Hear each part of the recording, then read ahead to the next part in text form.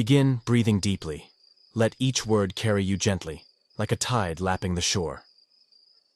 You're about to drift into the peaceful world of the Northern Neck. In the quiet stretch of Virginia's Northern Neck, where winding rivers kiss the Chesapeake Bay, an old wooden boat rocked gently in the cradle of the water.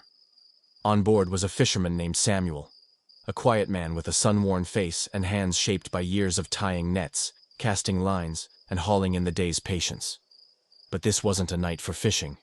This was a night to simply float, to listen, and to remember that nature always whispers peace to those willing to hear. The boat drifted slowly over the calm, dark surface of the Rappahannock River.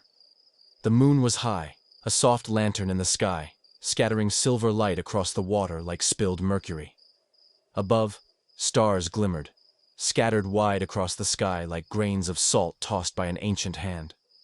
A cool breeze rustled the marsh grasses on shore, sending a gentle hush across the wetlands, as if nature herself was sighing in sleep. Samuel leaned back in his small boat, his wide-brimmed hat tilted over his eyes. He didn't need to steer. The river was slow and friendly tonight, nudging him forward as gently as a mother rocking her child. In the distance, a heron called, low and long, and then silence followed, thick and soft. The wooden hull creaked in rhythm with the tiny waves, the sound old but comforting. Familiar. Samuel took a deep breath, the scent of brackish water and pine drifting into his lungs. He could smell the shore, mud, grass, and salt. He could even hear the faint chirping of tree frogs starting their midnight concert from the banks. Everything was still, safe, unhurried. He looked up at the stars again, imagining the constellations as old sailing maps, guiding ancient mariners across time and tides. He thought of his grandfather, who taught him how to tie a line and read the clouds. He thought of his first catch, the quiet thrill of it. The memory made him smile. Tonight, there was no need for nets, no need for bait, no need to chase or gather.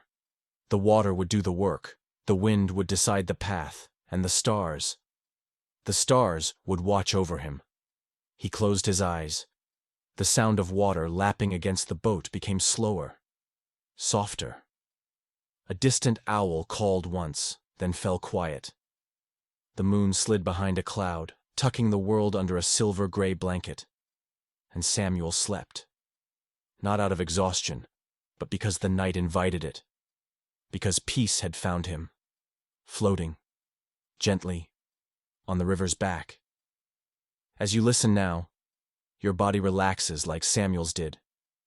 Your thoughts slow down, like his boat drifting aimlessly across moonlit water. You're safe here. The tide carries you gently, and soon you'll be dreaming too. Sleep well, traveler of the mind. The waters of the Northern Neck will hold you tonight. Sleepy ocean.